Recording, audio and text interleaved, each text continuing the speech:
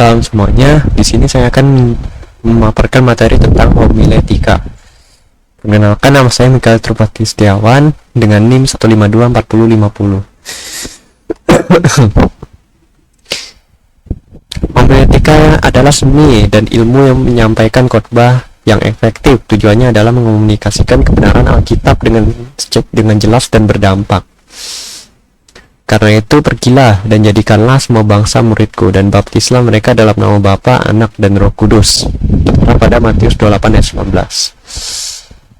19. Homiletika berasal dari bahasa Yunani homilia yang berarti percakapan. Ini adalah seni berbicara tentang firman Tuhan kepada jemaat. 2 Timotius 4 ayat 2. Beritakanlah firman, siap sedialah baik atau tidak baik waktunya.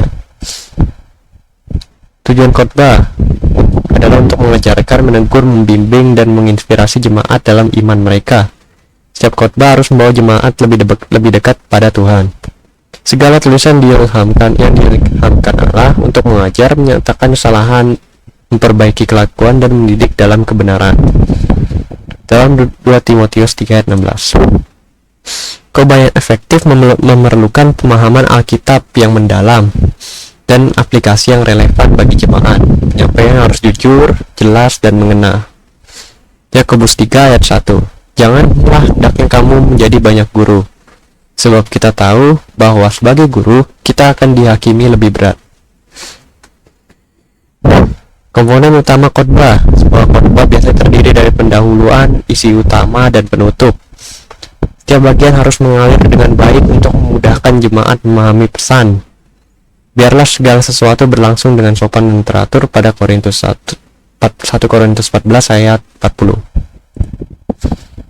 Persiapan rohani sangat penting sebelum menyampaikan khotbah. Berdoa dan memohon tuntunan Roh Kudus adalah kunci untuk menyampaikan pesan Tuhan dengan tepat. Janganlah kamu khawatir tentang apa yang harus kamu katakan. Roh Kudus akan mengajar kamu dalam Lukas 12 ayat 11-12. Khotbah yang baik berasal dari pemahaman Alkitab yang mendalam dan tepat. Seorang pengkhotbah harus mempelajari Alkitab dengan tekun dan hati-hati. Selidikilah kitab suci, itulah yang memberi kesaksian tentang aku. Dalam Yohanes 5 ayat 39. Penting untuk mengetahui keadaan dan kebutuhan rohani jemaat. Khotbah yang relevan dengan kondisi jemaat akan lebih mengena di hati mereka. Karena itu, gembalakanlah kawanan domba Allah yang ada padamu. Dalam 1 Petrus 5 ayat 2. Khotbah harus memiliki struktur yang jelas agar jemaat mudah mengikutinya. Biasanya terdiri dari pembukaan, isi, dan penutupan yang mengajak respon. Orang bijak menyimpan pengetahuan, tapi mulut orang bodoh adalah kebinasaan yang dekat. Dalam Amsal 10 ayat 14. Pendahuluan khotbah. Pendahuluan yang baik itu menarik perhatian jemaat dan memperkenalkan tema khotbah. Ini memberikan gambaran awal apa yang akan dibahas. Hendaklah perkataanmu selalu penuh kasih dalam Kolose 4 ayat 6. Isi khotbah harus mengandung penjelasan mendalam dan aplikatif dari ayat-ayat Alkitab. Pastikan untuk membuat hubungan antara firman Tuhan dan kehidupan sehari-hari jemaat. Firman-Mu adalah pelita bagi kakiku dan terang bagi jalanku. Pada Mazmur 119 ayat 105. Penutup khotbah adalah yang baik merangkum isi khotbah dan mengarahkan jemaat pada tindakan nyata. Ajakan untuk merefleksi atau doa adalah penutupan yang baik. Tapi jadilah pelaku firman dan bukan hanya pendengar saja. Yakobus 1 ayat 22. Ilustrasi dalam khotbah membantu jemaat memahami konsep yang abstrak dengan cara yang lebih mudah dipahami. Gunakanlah kisah atau analogi yang sesuai. Ia tidak berkata-kata kepada mereka tanpa perumpamaan. Matius 13 ayat 34. Khotbah yang kuat akan membawa informasi dalam kehidupan jemaat. Khotbah yang berpusat pada Kristus dan kasih-Nya menggerakkan hati jemaat untuk berubah.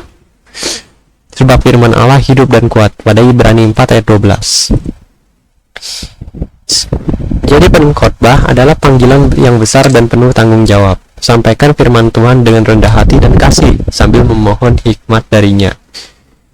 Karena kita adalah teman sekerja Allah. Pada 1 Korintus 3 ayat 9. Berikut ada sumber-sumbernya. Sumbernya ada dari Alkitab, lalu ada dari buku Homiletika, The Art and Craft of Biblical Preaching oleh Haddon Robinson. Lalu ada Biblical Preaching, The Development and Delivery of Expository Message oleh Haddon W. Robinson. Terima sekian pemaparan materi dari saya. Mohon maaf bila ada kesalahan kata. Terima kasih dan salam.